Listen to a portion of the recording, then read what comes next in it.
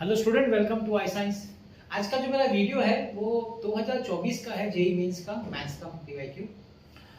इसका चैप्टर है complex numbers.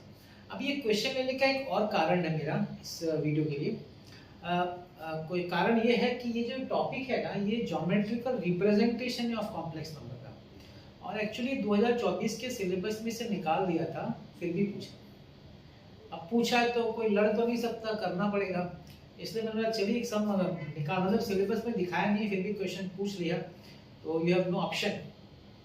जैसे कि आप थंबनेल में है कि ये टॉपिक है geometrical representation of a complex number. तो थोड़ा बताया तो आपको, अगर आप लोगों ने नहीं किया हो तो ज्योमेट्रिकल रिप्रेजेंटेशन होता क्या है। जैसे कि अगर मैं बोलूं कि आप z तो समझते हैं, z का मतलब होता है, z means x + iy complex number. अब जैसे मैं मॉड z लिखता हूँ, मॉड्यूलस z, तो आप जानते हैं इसका मतलब होता है √(x² + y²).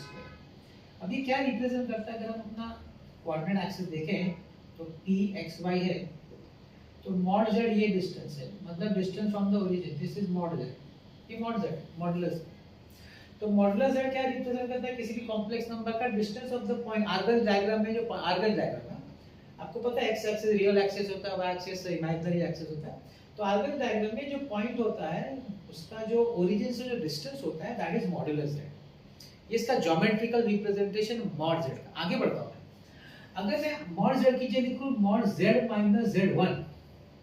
अब z - z1 मतलब z तो रिप्रेजेंट करता है px, y को आर्गन्स में, ये आपका z है, ठीक है। और z1 जो होगा ना, वो कुछ a होगा, x1 y1, कोई पॉइंट होगा x1 y1।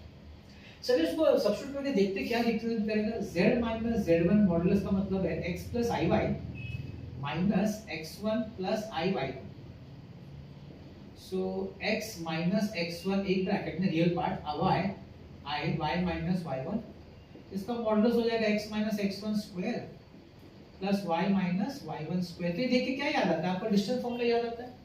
मतलब कि z minus z1 क्या रिप्रेजेंट करता है, ये रिप्रेजेंट करता है distance between p and a, मतलब ये दोनों के बीच का डिस्टेंस। ये मॉडुलस z - z1 जो है वो रिप्रेजेंट करता है डिस्टेंस बिटवीन जो भी कोऑर्डिनेट z का जो रिप्रेजेंट करता होगा p z1 को a, तो distance between a and p is represented by modulus z। मैं आपको ज्योमेट्रिकल रिप्रेजेंटेशन समझा रहा हूं, क्योंकि सम उसी तरह का है, तो उस पे मैं आ रहा हूं। अच्छा, इस पे थोड़ा एक्स्ट्रा डाल दीजिए। एक्स्ट्रा क्या डाल दीजिए, आप लिखिए z - z1 = mod z - z2। इसका मतलब है कि z2 मतलब एक और पॉइंट आप ले लीजिए b x2 y2, है ना, जो z2 को रिप्रेजेंट करेगा। अब क्या हो जाएगा कि डिस्टेंस, मतलब ये आपका सपोज है AP डिस्टेंस और ये आपका है BP डिस्टेंस, तो दोनों डिस्टेंस इक्वल हो गया। तो इस तरह का जब आपको मॉडुलस, क्योंकि यहाँ पे इस तरह का कुछ है क्वेश्चन, तो अगर इस तरह का आपको कॉम्प्लेक्स नंबर मिले तो इसका ज्योमेट्रिकल रिप्रेजेंटेशन ये है कि ये जो z है ना, z which is represented by point P, it is equidistant from A and P। मतलब देखिए A and B, देखिए ऐसा है, मतलब एक पॉइंट A है, एक पॉइंट B है, एंड P जो है A और B से इक्वल डिस्टेंस पे, AP = BP। से एक और चीज कंक्लूजन निकलता है क्या, अगर P A और B से इक्वल डिस्टेंस पे, मतलब P lies on the perpendicular bisector of AB। Any point, कोई भी पॉइंट अगर किसी दो पॉइंट से इक्वल डिस्टेंस पे है, तो वो पॉइंट उस दो पॉइंट्स का जो सेगमेंट होगा उसको बाइसेक्ट करेगा perpendicularly. I hope you know this property. तो अगर P जो है पॉइंट A और पॉइंट B से इक्वल डिस्टेंस पे as per this geometrical representation, इसका मतलब है P lies on the perpendicular bisector of AB। इतना आपको समझना है before I start with the question, क्योंकि अगर आपने ये समझ के नहीं किया होगा, ज्योमेट्रिकल रिप्रेजेंटेशन कोई सिलेबस में नहीं है, लेकिन क्वेश्चन तो पूछा है ना। चलिए अब देखते हैं।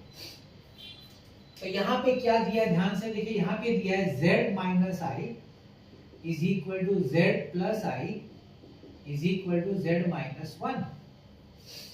अब z को हम लोग समझेंगे point P which is x, y।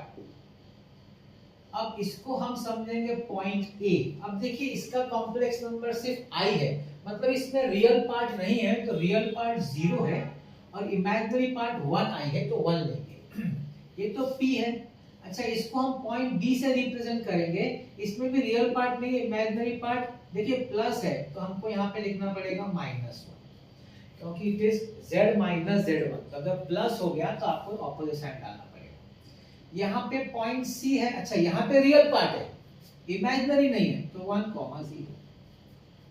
तो पहले आप आइडेंटिफाई कर लीजिए कोऑर्डिनेट्स, कॉम्प्लेक्स नंबर देके कोऑर्डिनेट्स आइडेंटिफाई कर लीजिए। अब क्या है, अब ये तीनों इक्वल है। अब मैंने बोला दो मॉड्यूलस अगर इक्वल है मतलब P is equidistant from point A and B।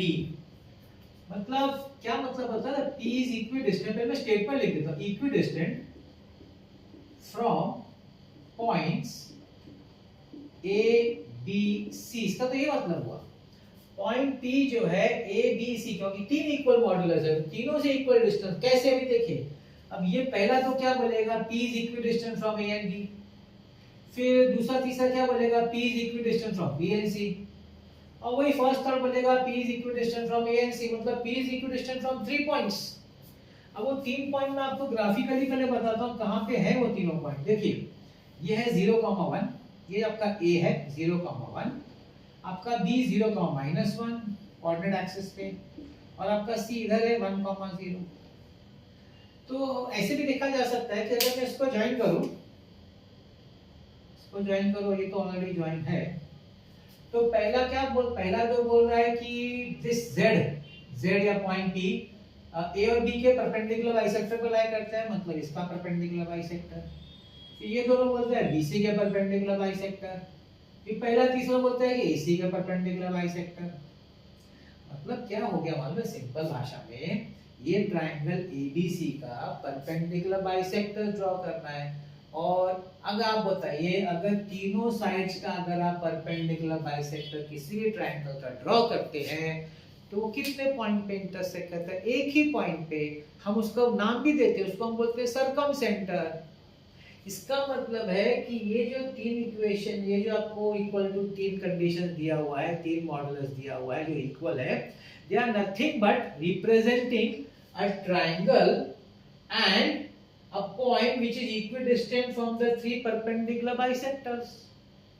तो अगर equidistant है तो definitely that point is the circumcenter of triangle ABC। और कितना circumcenter होता है किसी triangle में, एक ही होता है circumcenter।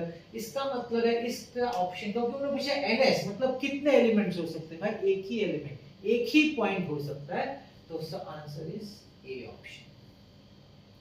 आई होप आपको क्लियर समझ में आएगा। थोड़ा सा कंफ्यूजिंग है, अगर आपका ये पार्ट अंडरस्टैंड नहीं हुआ है तो ये थोड़ा सा आपको समझने में तकलीफ हो सकती है, लेकिन देख लीजिए समझ में अच्छी तरीके से। ये आपका PA डिस्टेंस है, ये आपका PB डिस्टेंस है, ये आपका PC है। और अगर ये मॉडुलस इक्वल होता है, अगर दो मॉडुलस इक्वल होता है तो इसका ये मतलब होता है कि जो Z है which is represented by P is equidistant from Z1 and Z2, that is A and B। मतलब P lies on the perpendicular bisector of AB। तो उसी तरीके से यहाँ बोल सकते हैं P lies on the perpendicular bisector of AB, P lies on the perpendicular bisector of BC, P lies on the perpendicular bisector of AC। तो तीनों ट्रायंगल का perpendicular bisectors as per the concept of circumcenter is just one point। एक ही point है, तीन perpendicular bisector किसी भी triangle का। Okay, तीन नॉन कोलिनियर पॉइंट्स, तो ट्रायंगल तो बनेगा। अब ट्रायंगल बनेगा तो परपेंडिकुलर बाइसेक्टर एक ही पॉइंट पे इंटरसेक्ट करेगा, जिसको हम बोलते हैं सर्कमसेंटर। ये इसका एक्सप्लेनेशन है, ज्यादा कुछ है नहीं इसमें एक्चुअली।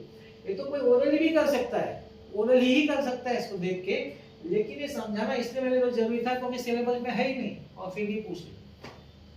ठीक है ना। तो ये आपका क्वेश्चन है 2024 का कॉम्प्लेक्स नंबर्स का। आई होप आपको समझ में आ गया होगा। रिप्रेजेंटेशन इस पे ज्यादा वर्क मत करिएगा, हो सकता है गलती से पूछ लिया हो, सिलेबस तो निकाला है फिर भी पूछ लिया, फिर भी रेडी रहने का, ऐसा नहीं बहुत बड़ा चीज नहीं है, हम लोग को आना चाहिए। नहीं पूछेंगे तो अच्छी बात है, पूछ लिया तो खुद कर लेने का, ऐसा सिंपल सा आ गया।